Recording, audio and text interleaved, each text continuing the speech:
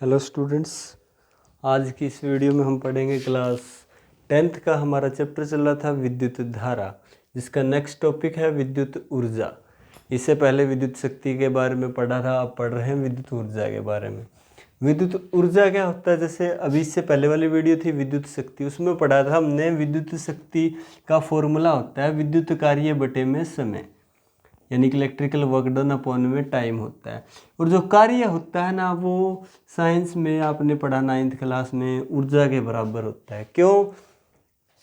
आप जितना ज़्यादा कार्य करोगे उतना ही ज़्यादा ऊर्जा खपत होगी। ठीक है, जो कार्य होता है ना, किया गया कार्य, वो खपत ऊर्जा के बराबर होता है। स्टूडेंट, हम बात करें ना कि कार्य ऊर्जा के बराबर होता है, सीधा ऊर्जा लिखा हो तो समझ जाना कि खपत ऊर्जा की बात कर रहे हैं।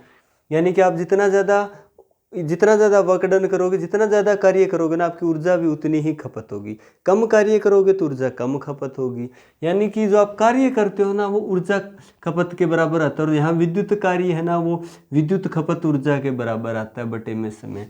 तो हम इस तरह से लिख सकते हैं, पावर विद्युत शक्ति यानी कि पी से प्रदर्शित करते हैं, पावर इज इक्वल टू विद्युत कार्य इलेक्ट्रिकल वर्क डन अपॉन में टाइम, और ये बराबर होता है एनर्जी के, विद्युत ऊर्जा के बटे में टी। यानी कि हम लिख सकते हैं P बराबर, यानी कि शक्ति बराबर ऊर्जा बटे समय, एनर्जी। यानी कि ऊर्जा को E से प्रदर्शित करते हैं, इंग्लिश में ऊर्जा को एनर्जी बोलते हैं, इसलिए इसको E से प्रदर्शित करते हैं। तो हमारे पास यहाँ से विद्युत ऊर्जा का फॉर्मूला आ गया, यानी E को अकेला छोड़ दे, टाइम जो है ना नीचे डिवाइड में इसके साथ यहाँ के मल्टीप्लाई हो जाएगा। तो E इज इक्वल टू आ गया P गुणा T, यानी कि विद्युत ऊर्जा। और कौन सी ऊर्जा? विद्युत खपत ऊर्जा बराबर किसके? विद्युत शक्ति गुणा समय के। यानी कि विद्युत शक्ति तथा समय के गुणनफल को, विद्युत शक्ति तथा समय के गुणनफल को क्या बोलते हैं? विद्युत ऊर्जा बोलते हैं। तो देखिए, बहुत ही आसान है स्टूडेंट, आपको याद रखना है, E is equal to P गुणा टी। इसके बाद एसआई मात्रक की बात करते हैं। वैसे ऊर्जा का एसआई मात्रक जूल होता है। जैसे कार्य और ऊर्जा दोनों बराबर रखते हैं ना, कार्य का एसआई मात्रक भी जूल होता है और ऊर्जा का एसआई मात्रक भी जूल होता है। और इसका ऊर्जा का, यानी कि विद्युत ऊर्जा की बात कर रहे हैं, इसका व्यापारिक मात्रक ना किलोवाट घंटा होता है स्टूडेंट, किलोवाट घंटा। जैसे यहाँ डिफाइन करो कि 1 जूल विद्युत ऊर्जा जो है ना कब खपत होती है, या 1 जूल विद्युत ऊर्जा खपत क्या है। तो हमारे पास ऊर्जा का फॉर्मूला पावर गुना में टाइम है। इसके बाद 1 जूल ऊर्जा यानी E बराबर 1 जूल कब आएगा? जब कोई विद्युत उपकरण आपका 1 वाट का है और उसको 1 सेकंड के लिए जब ऑन करते हो तो उसका जो विद्युत खपत होती है उसकी 1 जूल होती है।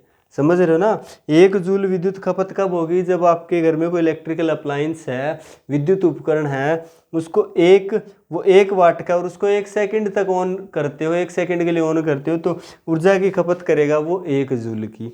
ऐसे 1 किलोवाट घंटा विद्युत ऊर्जा खपत कब होगी? 1 किलोवाट घंटा, यानी 1 किलोवाट घंटा जो है विद्युत खपत वो होती है जब आपका कोई 1000 वाट का विद्युत उपकरण हो और उसको जब आप 1 घंटे तक ऑन रखते हो। ठीक है, क्योंकि 1 किलोवाट के अंदर 1000 वाट होते हैं ना, तो 1000 वाट का कोई आपके पास विद्युत उपकरण है, उसको 1 घंटे तक अगर ऑन रखते हो ना, तो उसका जो खपत है ऊर्जा की वो 1 किलोवाट घंटा हो जाती है। तो ये होता है इसका व्यापारिक मात्रक और एसआई मात्रक। अब आपसे क्वेश्चन पूछ लेता है कि जैसे 1 किलोवाट घंटा के अंदर कितने जूल होते हैं? जैसे 1 किलोवाट के अंदर 1000 वाट होते हैं ना, वैसे ही 1 किलोवाट ऊर्जा की खपत है ना, किलोवाट हावर। ठीक है, यानी कि ऊर्जा होता है पावर गुना समय, और यहाँ देखिए पावर किलोवाट में है, टाइम जो है हावर में। यानी कि 1 किलोवाट घंटा जो ऊर्जा की खपत है वो कितने जूल के बराबर है, ये पूछ रहा है स्टूडेंट। तो देखिए 1 किलोवाट घंटा के अंदर जूल निकालने, तो 1 किलोवाट घंटा लिख लीजिए, इसको तोड़ लीजिए, यानी कि 1 किलोवाट के अंदर 1000 वाट होते हैं और 1 घंटे के अंदर 3600 सेकंड होते हैं। किस लिए तोड़ा? क्योंकि जो जूल है वो एसआई मात्रक है, और ये जो है ना सारी चीज़ें एसआई मात्रक में कन्वर्ट करेंगे। जैसे पावर है किलोवाट में दिया हो ना, वाट में बनाएंगे, एसआई मात्रक वाट होता है, तो 1 किलोवाट में 1000 वाट होते हैं, और घंटे का एसआई मात्रक सेकंड, 1 घंटे में 3600 सेकंड होते हैं। इसके बाद इसको क्या लिख सकते हैं? 10⁻3, इसको लिख सकते हैं 36 गुणा 10⁻2। इसके बाद क्या रखे? 10⁻3 10⁻2 प्लस हो गया कितना? 10⁻5 आ गया, यहाँ इंटू में आ गया 36। इसके बाद क्या करना है? 10 से डिवाइड कर दो, 10 से मल्टीप्लाई कर दो, कोई इफेक्ट नहीं पड़ेगा, 10 से 10 कैंसिल हो जाएगा, वैल्यू उतना ही रहेगा। तो क्या गया 10 से डिवाइड 10 से मल्टीप्लाई। तो अब ये जो 10 है ये जो 10 है 36 अपॉन में 10 है ना, यहाँ क्या लग जाएगा, पॉइंट लग जाएगा स्टूडेंट, यानी कि यहाँ हो जाएगा 3.6 और 10⁵ और एक ये हो जाएगा 10⁻6 हो जाएगा यहाँ। तो आपके पास आ गया 3.6 इंटू 10⁻6 जूल, किसके अंदर है, 1 किलोवाट घंटा के अंदर 3.6 इंटू 10⁻6 जूल होते हैं। तो ये आ गया स्टूडेंट आपके पास 1 किलोवाट घंटा के अंदर जूल भी कितने जूल होते हैं। इसके बाद स्टूडेंट पेपर में आता है कि बिजली का बिल कैलकुलेट करना आता है।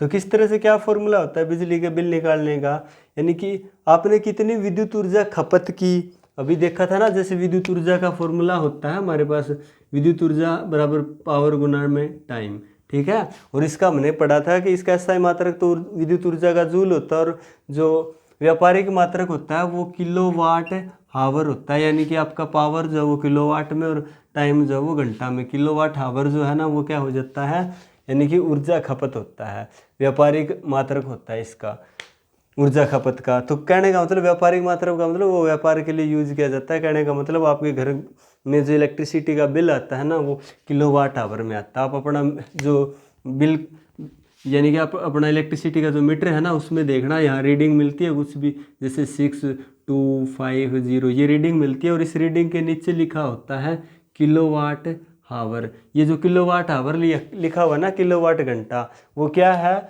वो ऊर्जा की खपत है स्टूडेंट, क्या है, विद्युत ऊर्जा की खपत है।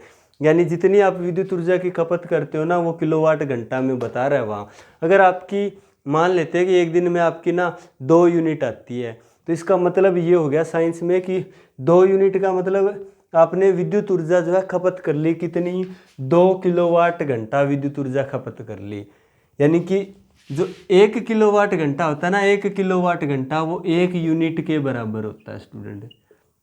हम कहते हैं ना अब की बार एक महीने की 30 यूनिट आई है, 50 यूनिट आई है, अगर एक महीने की 50 यूनिट आई है ना, इसका मतलब आपने ऊर्जा की खपत की है, कितनी खपत की है, 50 किलोवाट घंटा विद्युत ऊर्जा की खपत की है। यानी कि आप याद रखना 1 किलोवाट घंटा ना 1 यूनिट के बराबर होता है, और जितनी यूनिट आई है उतनी, यानी कि 20 यूनिट आई है तो आपने विद्युत ऊर्जा की खपत 20 किलोवाट घंटा की है, ठीक है। इसके बाद बिजली का बिल निकालते हैं, यानी कि विद्युत ऊर्जा की खपत कितनी की वो लेते हैं। विद्युत ऊर्जा की खपत किस में लेते हैं, किलोवाट घंटा में। ये अच्छे से बात याद रखना, विद्युत ऊर्जा की खपत और लेनी किस में, किलोवाट घंटा में, व्यापारिक मात्रक में लेनी है, और 1 यूनिट का मूल्य। यानी कि अगर हमारे पास कितनी विद्युत ऊर्जा की खपत आई है ऐसा पता लगे कि अब की बार ना 20 यूनिट आई है, और 1 यूनिट का मूल्य पता लगे कि 1 यूनिट का 4 रुपये लगता है, 5 रुपये लगता है, उससे गुणा कर देंगे तो हमारे पास क्या आ जाएगा, बिजली का बिल आ जाएगा स्टूडेंट, कितना आया है ना। ऐसा ही होता है ना, कितनी यूनिट आई है और 1 यूनिट का मूल्य पता हो तो महीने का बिल पता लग जाता है इतना आया है। लेकिन याद रखना ये विद्युत जो ऊर्जा की खपत हो रही है ना वो किलोवाट घंटा में होनी चाहिए। कई बार आपके जो देगा ना क्वेश्चन देगा वो इस तरह से होगा, वो वाट में दे रखा होगा कि आपका कोई फ्रिज है वो 400 वाट का है और दिन में ना 2 घंटे तक चलता है, तो बताइए, और 1 यूनिट का मूल्य ना आपका 5 रुपये है, तो बताइए बिजली का बिल कितना आया। तो वहाँ आपको देखना है कि जो वाट में दिया हुआ ना उसको किस में, किलोवाट में लेना है। तो आपको क्या करना पड़ेगा, 1000 से, क्योंकि 1000 वाट बराबर होता है 1 किलोवाट के, तो आपको वाट है उसको किलोवाट में बनाने के लिए 1000 से डिवाइड करना पड़ेगा।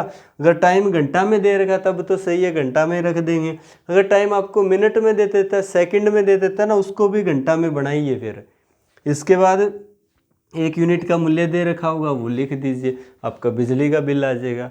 या इससे इस तरह से इससे भी ज़्यादा पूछ ले कि आपका कोई फ्रिज है 400 वाट का, दिन में 2 घंटा तक चलता है और 1 यूनिट का मूल्य जो है इतना, तो बिजली का बिल बताइए। यानी 1 महीने का बिल बताइए, 15 दिन का बताइए, 30 दिन का बताइए। दिन की बात करें ना, यानी ये तो आ जाता है हमारे 1 दिन का। अगर इसके बाद वो 15 दिन कहे तो आप दिन से भी गुणा कर देना, 15 से। 30 दिन की कहे तो 30 से गुणा कर देना, ठीक है। जितना दिन दिया हो तो दिन से गुणा कर देना, तो आपका आ जाएगा बिजली का बिल। तो याद रखना इस फॉर्मूले को अच्छे से, बिजली का बिल निकालने का फॉर्मूला वाट, ये जो आपका वाट में दिया होगा तो किलोवाट में बनाने के लिए 1000 कर लेना, किलोवाट दिया हो तो सबसे बढ़िया। इसके बाद टाइम घंटा में दिया है तो ठीक है, नहीं दिया है तो इसको घंटा में बनाइए। दिन दे रखे तो दिन लिख लीजिए, अदरवाइज दिन को छोड़ दीजिए, 1 यूनिट का मूल्य दे रखा होगा। ये सारी चीज़ें कैलकुलेट करने के बाद आपका आ जाएगा बिजली का बिल। तो स्टूडेंट्स ये था हमारा आज का वीडियो। अगर वीडियो अच्छा लगा हो तो वीडियोज़ को लाइक करना ना भूलें, शेयर कीजिए अपने फ्रेंड्स के साथ, और यूट्यूब चैनल को अगर अभी तक सब्सक्राइब नहीं किया तो कर लीजिए स्टूडेंट्स। Thank you.